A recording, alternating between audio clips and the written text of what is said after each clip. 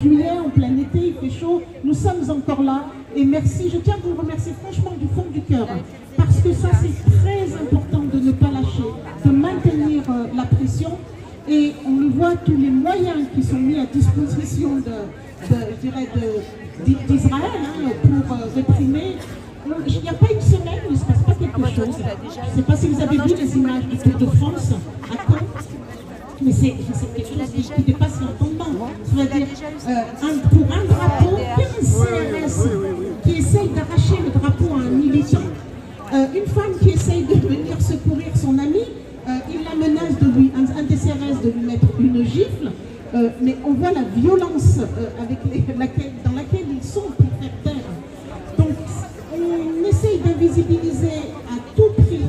Je vous invite, nous, notre travail à nous, à vous tous, comme je le répète, ce qu'on est en train de faire actuellement, c'est de rendre visible cette question palestinienne. De dire au moins, nous ne laisserons pas ce génocide se faire sans que l'on sorte, sans qu'on intervienne et sans qu'on parle.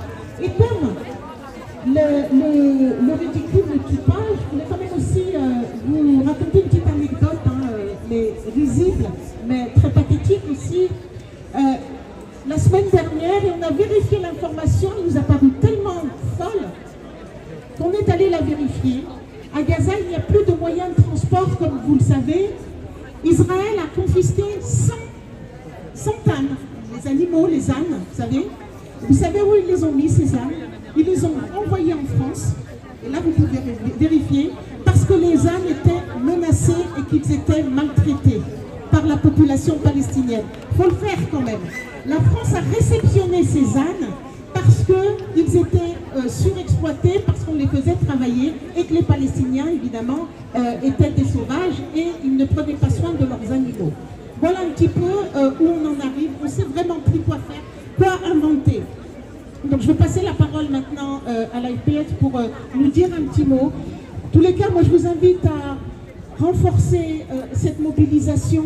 Il faut absolument ne pas baisser les bras, il faut continuer. Il y a énormément de signes de l'autre côté qui nous prouvent qu'ils sont en grande difficulté. Israël est en grande difficulté et il y a beaucoup de signes qui nous le prouvent. Et beaucoup d'Israéliens aussi qui quittent Israël. Il y a beaucoup de suicides dans l'armée israélienne, on ne peut pas nous le dire. Malgré ça, il y a aussi beaucoup de morts au niveau des soldats, parce que la résistance continue à résister sur la terre de Gaza. Merci à vous. Je vais passer la parole à Catherine qui va vous dire 2 mots. Elle m'a dit peut-être 3. Oui, je vais vous dire 2 mots et je vais vous dire des choses que vous avez déjà entendues certainement. Je vais répéter parce qu'on se répète, parce que ça ne s'arrête pas, parce que ça continue et qu'on est bien obligé de faire les constats qui sont des renouvellements de constats qu'on a déjà fait. Alors après 21 mois de guerre génocidaire, 21 mois, on n'est pas loin des 2 ans, menés par Israël et Gaza, et alors que chaque jour de nouveaux massacres sont commis sur sa population affamée et entassée de force dans des zones de plus en plus réduites, le bilan est absolument épouvantable. Je ne vous redonne pas les chiffres, vous les avez, et en dessous, en fait, ils sont en dessous de la réalité. Un génocide filmé en direct par les victimes, tandis que les gouvernements occidentaux refusent toujours d'imposer le cessez-le-feu aux criminels de guerre qui le commettent, et l'assument, on en a eu des illustrations, avec le soutien des États-Unis. Une inaction politique et diplomatique de la part de la France qui s'est encore traduite le 2 juillet par le rejet des députés du centre, de la droite et de l'extrême droite, le rejet d'un amendement visant à rappeler que la France doit respecter les décisions de la Cour pénale internationale et par les votes contre 2 résolutions appelant à la suspension de l'accord d'association entre l'Union européenne et Israël, comme on vient de l'évoquer. Alors que certains gouvernements, comme l'Espagne, sont capables de faire bouger les lignes vis-à-vis d'Israël, Force est de constater que le gouvernement français est passé maître dans l'art d'un double discours, d'une totale hypocrisie. D'un côté, des incantations et des regrets, sans lendemain, face à la situation à Gaza, et de l'autre, la poursuite des livraisons de composants militaires à Israël. Et ils ont le culot de nous dire que ces composants vont là-bas pour être assemblés et qu'après ils reviennent en France. C'est ce qu'on nous a dit. C'est ce qu'un haut gradé de l'armée a prétendu.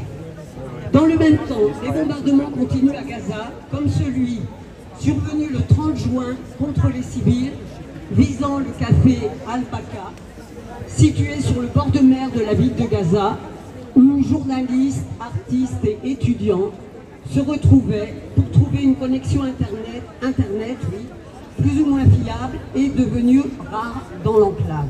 Voilà, il y a encore des lieux où un peu de vie est possible, eh bien, on les bombarde. La famine ne fait que s'aggraver et les appels pour le démantèlement du programme de distribution d'aide alimentaire soutenu par les États-Unis et Israël à Gaza prennent de l'ampleur. Des centaines de civils ayant été tués lors de fusillades de masse près des centres de distribution d'aide ou le long des routes de transport surveillées par les forces israéliennes. N'oublions pas qu'on enlève des bagages des médecins, du lait maternisé pour les enfants, et que ça on le fait et on le confisque pour la sécurité d'Israël. Face à l'inaction et la complicité gouvernementale, la responsabilité du mouvement de solidarité avec le peuple palestinien est encore plus grande pour faire entendre une voix forte au-delà des frontières. Les mots ne suffisent plus. On en a assez des mots. Enfin, ils sont importants, mais les mots ne suffisent plus. Le gouvernement français doit prendre des sanctions politiques, diplomatiques et économiques contre Israël maintenant. Alors, je vous signale une dernière chose. Vous voyez circuler des papiers. C'est une pétition qui demande la fin de l'occupation en Israël. Cette pétition, elle avait été mise en place dans le but de peser sur une réunion qui devait avoir lieu début juin à l'ONU, copilotée par Macron et l'Arabie Saoudite. Comme vous le savez ou pas, cette réunion qui avait été repoussée fin juin et juste après, il y a eu l'attaque contre l'Iran, donc la réunion a été ajournée. Elle est maintenant reportée au 27 et 28, ou 28 et 29, je ne sais plus, 27, 28 je crois, juillet. Donc il est encore temps de signer cette pétition. Elle circule, moi j'en ai, si vous la voulez, je vous la donne volontiers. Il faut signer, signer, signer. Merci beaucoup Catherine. Juste avant de passer la parole à une jeune étudiante qui nous a fait un très beau poème, ça fera une petite coupure et c'est bien de mettre un peu de poésie dans cette horreur. Catherine évoquait le fait qu'à Gaza, on résistait par tous les moyens et que c'était un peuple résilient, mais vraiment.